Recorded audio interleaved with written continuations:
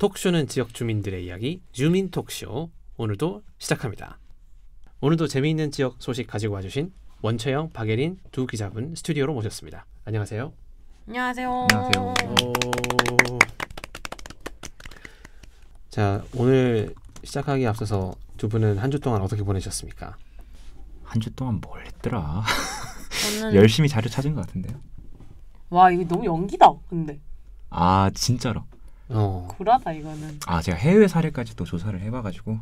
아유, 그렇게 열심히 또 박 기자님은 뭐 와식 생활 잘 즐기다 나오셨나요? 네, 저는 좀 누워 있다가 또 먹다가 또 잠깐 또 뭐 좀 하다가 또 요즘 뜨개질 하다가 저 요즘 한국사 공부를 시작해가지고 네. 한국사 공부를 요즘 매일 2시간씩은 하고 있어요.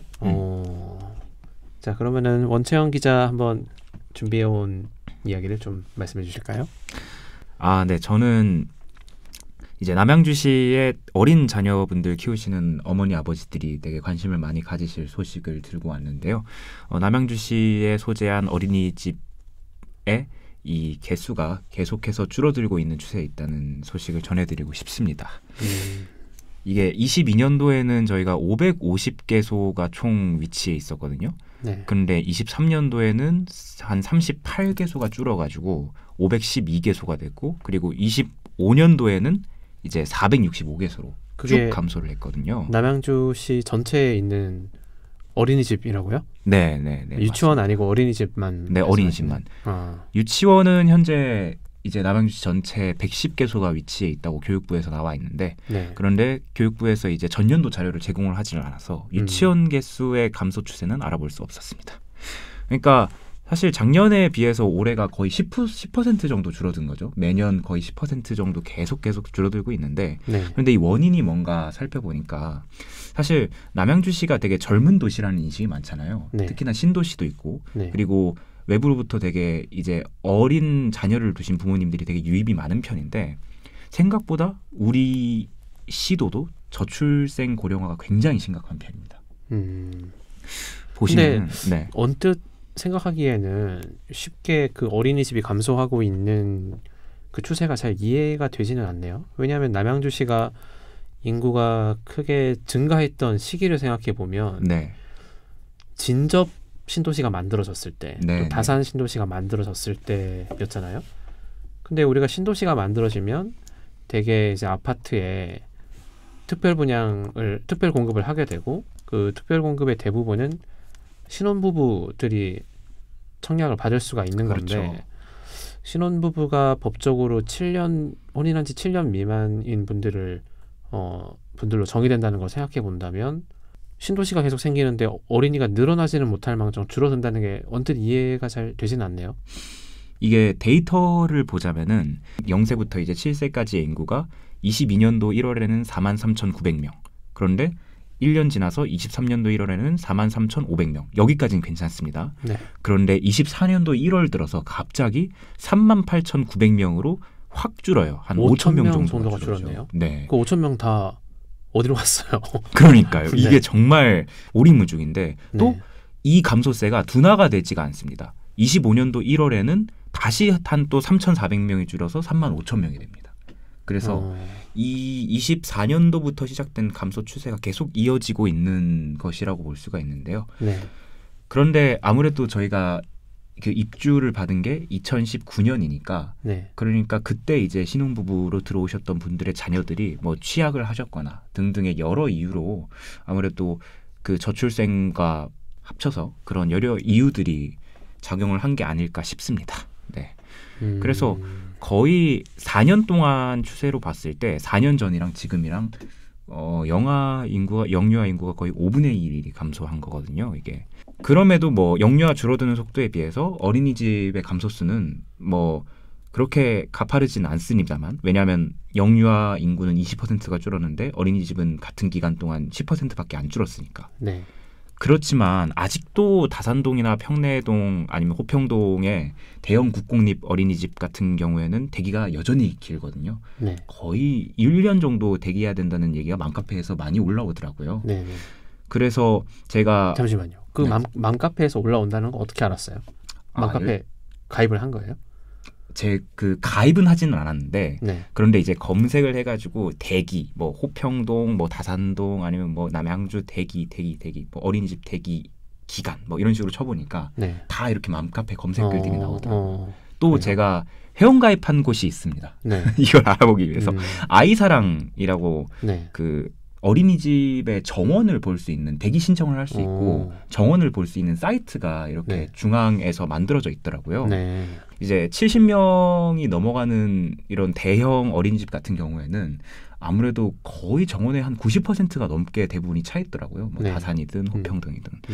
그래서 아무래도 지금과 같은 어떤 대기 추세가 계속 해소 없이 오히려 더 심화될 수도 있겠다라는 생각을 합니다.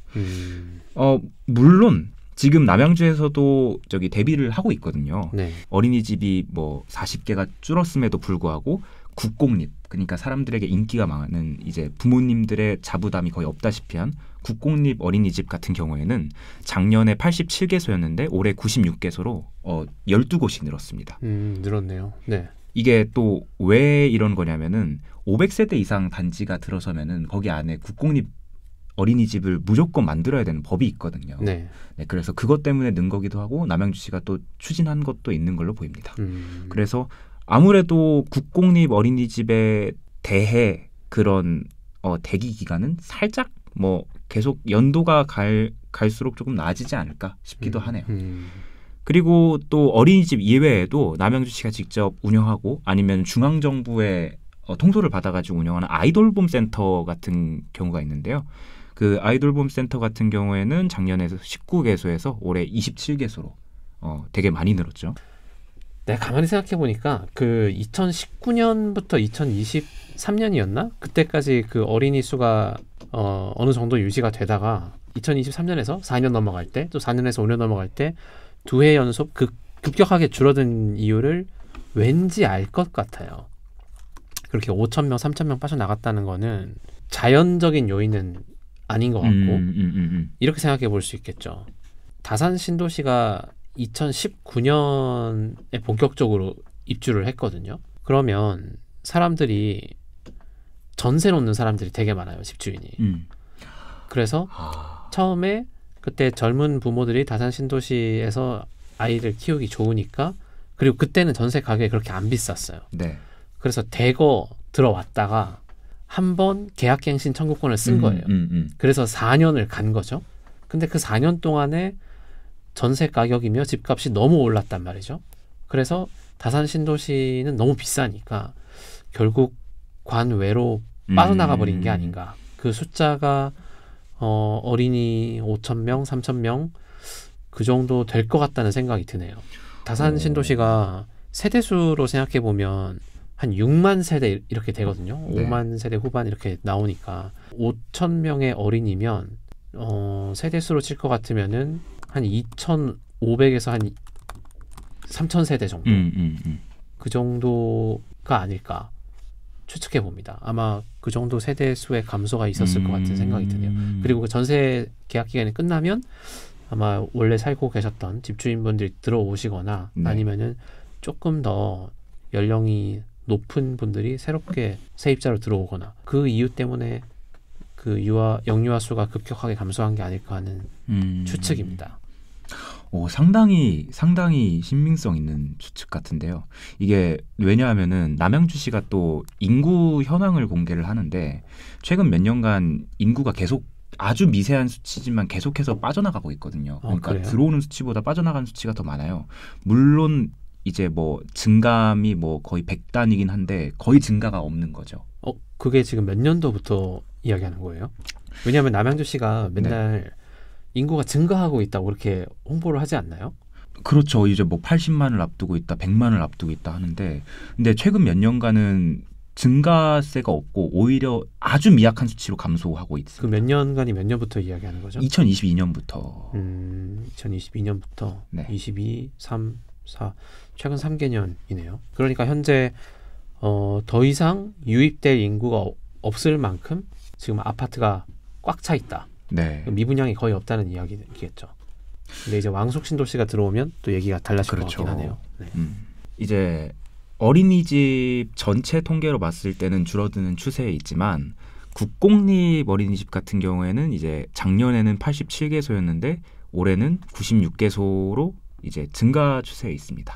뭐 아무래도 인기가 있는 어린이집이 보통 부모님의 부담이 적은 국공립의 대형 어린이집이다 보니까 이런 국공립 대형 어린이집 대기하시는 어머님들께서는 아무래도 지금보다는 대기 기간이 조금 더 해가 갈수록 줄어들지 않을까라는 생각이 있네요. 이제 500세대 이상이 있는 단지에는 국공립 어린이집을 무조건 하나 이상 설치해야 된다는 관계 법령이 있기 때문에 그런 증가세에 한 일조를 하지 않았을까 싶고요. 그리고 남양주시 정책상으로도 계속 국공립 어린이집을 세우고 있어가지고 그래서 어떤 이런 부분에 대해서 개선이 이루어지지 않나 싶습니다. 국공립 어린이집만으로는 전체 아이들을 수용하기가 힘든데 몇 년 후에는 또 왕숙 신도시 입주가 예정돼 있지 않습니까? 네. 그런데 이게 기존 어린이집들이 이렇게 줄어들어 버리면은 사실 그 왕숙 신도시에 입주하는 인구들의 영유아들을 감당할 수 있을지 그게 살짝 걱정되긴 합니다. 아무래도 어린이집 같은 경우에는 단지 내에 있는 게 중요하니까 그때 가서 또 생기겠죠? 그러니까 국공립 어린이집이 왜 인기가 많은지를 좀 찾아보고 있었는데 궁금해요. 네. 네. 아무래도 최근에 어린이집이나 유치원 등이 부실 운영으로 기사가 좀 많이 떴었잖아요. 네. 뭐 안전의 측면이라던가 뭐 식자재의 문제라던가 아니면 교사들의 문제라던가 되게 다양한 문제점이 많으니까 아무래도 국공립이 가지고 있는 이미지가 조금 안전하고 정부가 운영하는 곳이니까 좀 더 믿을 수 있다라는 걸로 인해서 사람들이 많이 국공립 어린이집을 선호하는 것처럼 보여요. 그리고 어린이집 평가라는 것도 있더라고요. 어린이집 네. 평가 지표 같은 게 있는데 제가 좀 옛날 자료를 찾아보긴 했는데요. 거기 평가 지표에도 항상 국공립 어린이집의 경우가 되게 높은 점수를 받기도 하고 그런 것 같아요. 왠지 약간 이제 부끄러워지려고 하는데 이게 우리가 아무도 이제 애가 없다 보니까 이거 왠지 이걸 보시는 학부모님들은 바로 멍청한 것들 정답은 저게 아닌데라고 생각을 할지도 몰라요. 근데 내가 여기서 또 한 번 추측을 해보자면 또 한 번 추측을 해볼까요? 네, 내가 생각하기에 그 국공립 어린이집이 인기가 많은 이유 저의 추측입니다. 지극히 한국인스러운 어떤 상식에 기반해서 보면 국공립 어린이집은 혹시 시험에 통과해야 되는 거 아니에요? 교사들이? 예를 들면 유치원 교사 같은 경우에 국공립 유치원 같은 경우에는 4년제 대학 그 유아교육과를 나와서 시험에 붙어야 돼요. 근데 사립 유치원은 시험에 안 붙어도 됩니다. 시험에 안 붙은 교사들이 사립 유치원에 근무를 해요. 그래서 근데 어린이집은 모르겠어요. 그러니까 추측컨대 이제 조금 전문적인 교육을 받은 아니면 시험을 본 그런 교사들이 어린이집에서 근무를 할 수 있기 때문에 사람들이 더 선호하는 거다? 그러니까 그 시험 유아교사 이제 시험에 붙으면 유치원에서도 근무할 수 있고 어린이집에서도 근무할 수 있단 말이죠. 그런데 그렇게 이제 합격을 하려면 보통 4년제 유아교육과를 나온 분들이 시험에 붙어야 국공립 어린이집 또는 유치원에서 근무를 할 수가 있어요. 그래서 제 생각에는 그 시험에 붙었다 하는 것이 뭔가 이런 말씀드리기 조금 조심스럽긴 하지만 학부모님들 입장에서 보기에는 교사의 질이 조금 더 담보가 돼 있다. 세상에 그 가격도 뭐 있지 않을까요? 보육료가 가격이 확실히 좀 차이가 있습니다. 좀 싼 걸로 알고 있어요. 제가 알기로는 사립 어린이집도 거의 국공립에 준하게 보조를 많이 받는다고 알고 있거든요. 네, 보조를 많이 받긴 합니다. 그래서 제가 비용을 대략적으로 산출을 해봤는데 국공립은 그냥 거의 공짜로 다닐 수 있고 그리고 사립 어린이집은 한 10만 원 정도 내면서 다닐 수 있다고 하더라고요. 그런데 그 아까 전에 말씀하셨던 그 교사의 문제 같은 경우에는 이게 유치원과 어린이집은 차이가 있거든요. 왜냐하면 유치원은 이제 유치원 교사가 되려면은 이제 유아교육과 전문대나 아니면은 4년제 유아교육과를 졸업을 하고 그 졸업을 해야만이 이렇게 유치원 교사 자격 시험에 응시할 수 있는데 근데 이제 어린이집에 계시는 분들 같은 경우에는 그럴 필요는 없습니다. 그러니까 보육교사라고 해가지고 네. 자격 시험에 응시할 수 있어요. 그래서 그것도 자격 시험이 있는 거예요? 보육교사도? 네. 시험에 응시해서 어쨌든 자격을 취득하는 과정이면 똑같지만 그 유치원에 있는 그 교사와 그 잠깐만요. 그 보육교사도 그러면은 국가에서 주관하는 시험인가요? 네. 보육교사 자격증도 그렇구나. 근데 제가 알기로는 사실 어린이집이나 유치원 같은 경우에는 거리가 조금 중요하지 않나요? 그렇죠. 매우 중요하죠. 네, 그래서 제가 알기로는 되게 먼 거리에 국공립 어린이집이 있다라고 하면은 근처에 좀 맘카페나 네. 아무래도 어머님들끼리는 커뮤니티가 되게 활성화가 돼 있는 편이잖아요. 네. 그런 곳에는 항상 정보가 올라옵니다.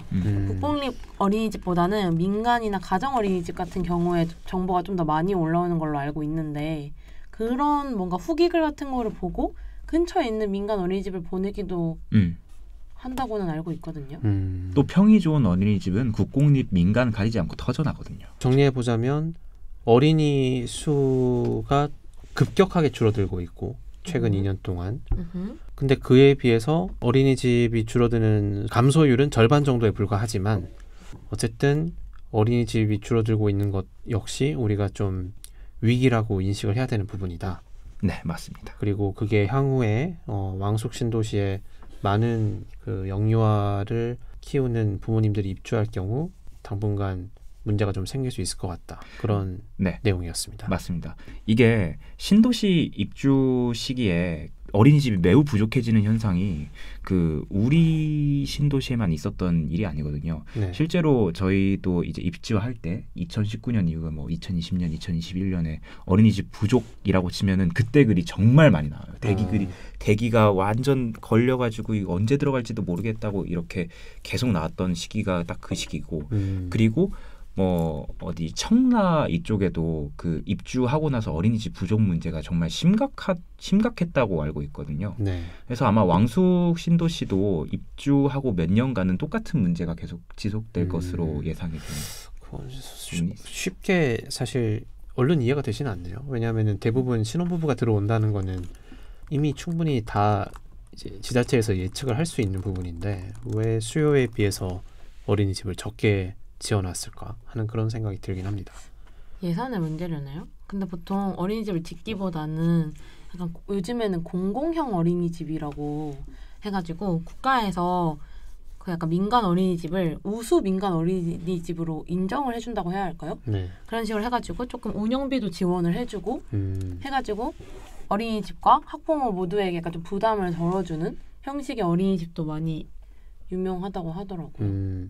근데 그 원채영 기자님께 이거 한번 또 질문 드려보고 싶은데 그 지금 국공립 어린이집만 조금 증가하고 있다고 이야기를 했잖아요. 네. 그러면은 이제 감소한 대부분의 어린이집은 사립 어린이집이라는 이야기잖아요. 네, 맞습니다. 그 사립 어린이집이 정확히 몇 개씩 줄어든 거예요?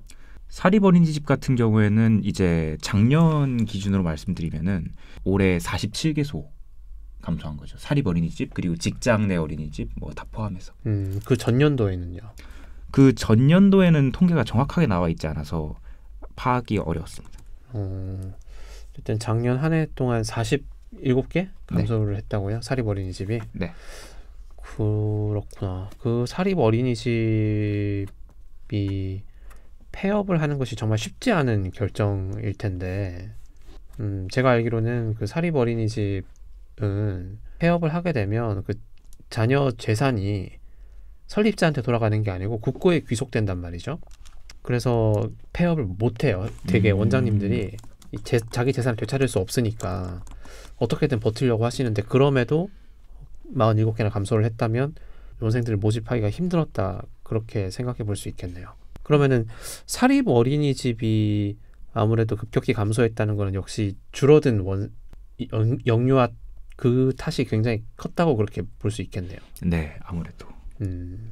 그렇군요. 이게 사립 어린이집은 줄어들고 국공립이 늘어나고 있는 이 현상이 과연 어떻게 해석을 해야 될지 조금 우려가 되는 부분이긴 합니다. 왜냐하면 사립 어린이집이 그래도 좀 다양한 컨셉으로 우리 어린이집은 이런 특색이 있습니다. 이런 걸 어떤 표준화된 커리큘럼과는 다르게 제공할 수 있는 그런 부분들도 좀 있잖아요.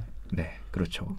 네. 그리고 또 사립어린이집 같은 경우에는 가정에서 운영하시는 그런 어린이집도 많아서 네. 사실 이렇게 시설이 좀 크고 비가정형 어린이집보다 조금 더 부모님들 의견을 이제 봤을 때 영아들을 맡기기가 좀 더 안심이 된다는 분들이 많으시더라고요.